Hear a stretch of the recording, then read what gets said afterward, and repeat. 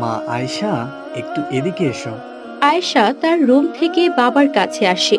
জি বাবা, আমাকে ডেকেছো? হ্যাঁ মা, দুদিন পরেই তো ঈদ। তোমাদের কি কি লাগবে আমাকে একটু লিস্ট করে দাও। অফিস থেকে আসার সময় বাজার থেকে নিয়ে আসবো। ঠিক আছে বাবা। আয়েশা রোজার রুমে যায়। রোজা, তোমার কি কিছু লাগবে? আমাকে বলো, আমি লিস্ট করব। বাবা বাজার থেকে নিয়ে আসবে। আয়েশা লিস্ট নিয়ে তার বাবার হাতে দেয়। অন্যদিকে একটি গ্রামে মরিয়ম নামে একটি মেয়ে এবং তার অসুস্থ মা ছোট বোন মায়াকে নিয়ে খুব কষ্টে তাদের সংসার চালায়। মরিয়ম তার মাকে ওষুধ খাওয়াতে যায়। মা, এই নাও তোমার ওষুধ। ওষুধটা খাইয়া লও। তুই আমাগো জন্য আর কত কষ্ট করবি রে মা। তোর এই কষ্ট আমার আর সহ্য হয় না। আমার সে আর বাইসা থাকতে ইচ্ছে করে না। মা, তুমি এমন কথা কইও না। তুমি ছাড়া আমাগো দুই বোনের আর কে আছে? তুমি না থাকলে আমাকে কেডা দেখবো? আমাকে তখন কি হইব মা? তুমি ঠিকই সুস্থ হইবা। আল্লাহ আমাকে জন্য তোমারে সুস্থ বানাইবো। এর মধ্যে মায়া এসে বাহানা ধরে। আপু, 2 দিন পরেই তো ঈদ। আমারে কিন্তু চুড়ি কিনা দিবা। বোন, তোমারে কেমনে চুড়ি কিনা দিমু? যে টাকা পাই মার জন্য ওষুধ আর আমাগো খাইতেই তো দিন শেষ হইয়া যায়। আমি কিচ্ছু জানি না। তুমি আমারে চুড়ি কিনা দিবা। আমি ঈদের দিন চুড়ি পড়ুম। ঠিক আছে বোন, আমি যেই বাড়িতে কাজ করি সেই বাড়ির মালিকরে কমু যেন আমারে বোনাস দেয়। মায়া খুশিতে বলে ওঠে, ইয়ে, আপু আমার জন্য চুড়ি আনবো। আসসালামু আলাইকুম খালাম্মা। তোর আসতে এত দেরি হলো কেন? তুই প্রতিদিনই দেরি করে আসিস।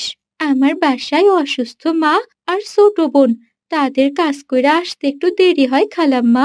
তোর এখানে আর কাজ করতে হবে না। তোকে আমি আর কাজে রাখবো না, চলে যা তুই। আমারে বের কইরা দিয়েন না খালাম্মা। 2 দিন পরেই তো ঈদ। এই সময় আমারে কেউ কাজে নিব না। আমার ওপর দয়া করেন খালাম্মা। খালাম্মা মরিয়মকে বের করে দেয়।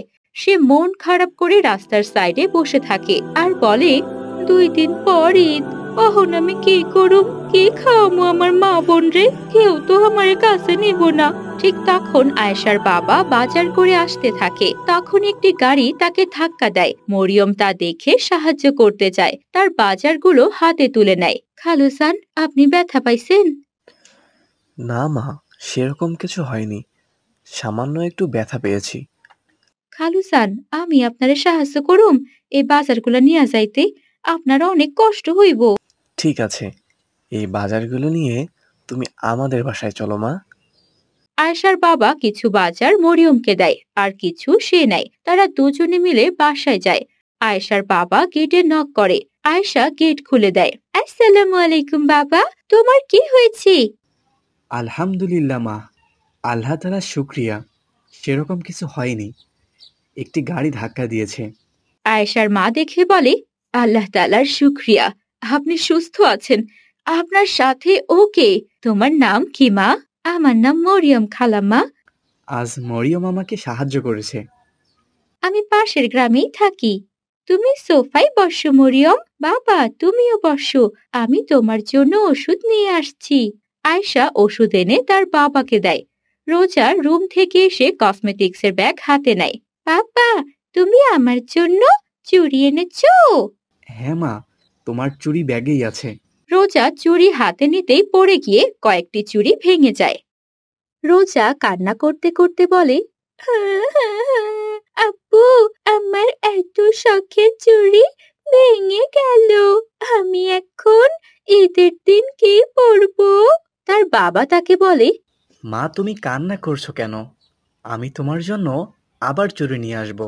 রোজা তার বাবার কথা শুনে অনেক খুশি হয়। তুমি আমার বেস্ট বাবা।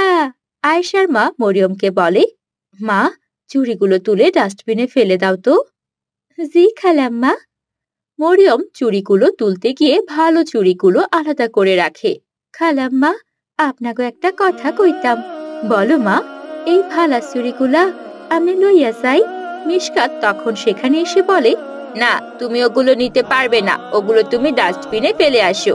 মরিয়ম মন ভার করে বলতে থাকে, ভাইজান, আমার ছোট বোন আমার কাছ থেকে চুড়ি কিনতে চাইছে।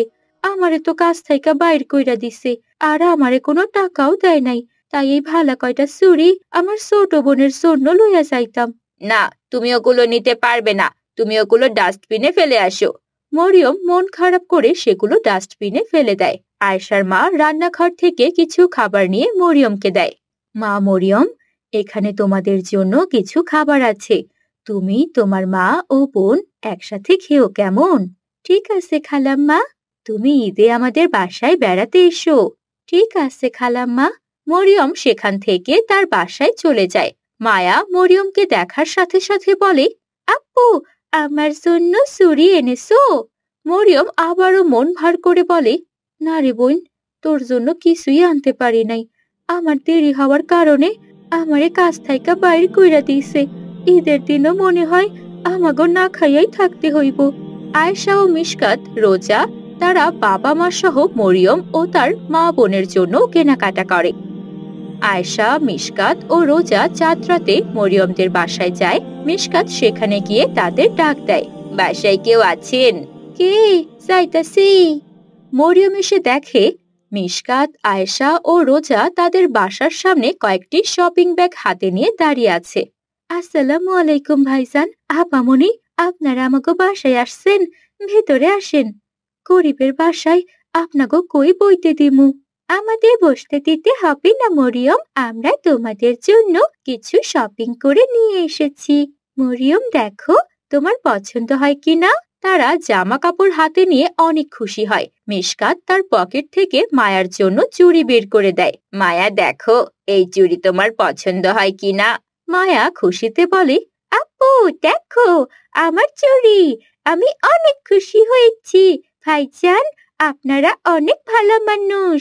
মরিয়ম এগুলো দেখে বলে, আইসা আপনাগো জন্য আমার ছোট বোনটা অনেক খুশি।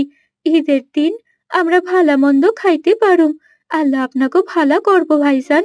আপামনি, এগুলো দেখে মরিয়মের মা তাদেরকে বলে, তোমরা আমার এতিম বাচ্চাগোর জন্য অনেক করছো, আল্লাহ তোমাকর ভালা করবো। তোমাকর জন্য আমার অনেক দোয়া রইল মা। আল্লাহ আপনাকে সুস্থতা দান করবেন খালাম্মা। এই বলে আয়েশা, মিশকাত ও রোজা সালাম দিয়ে চলে যায়।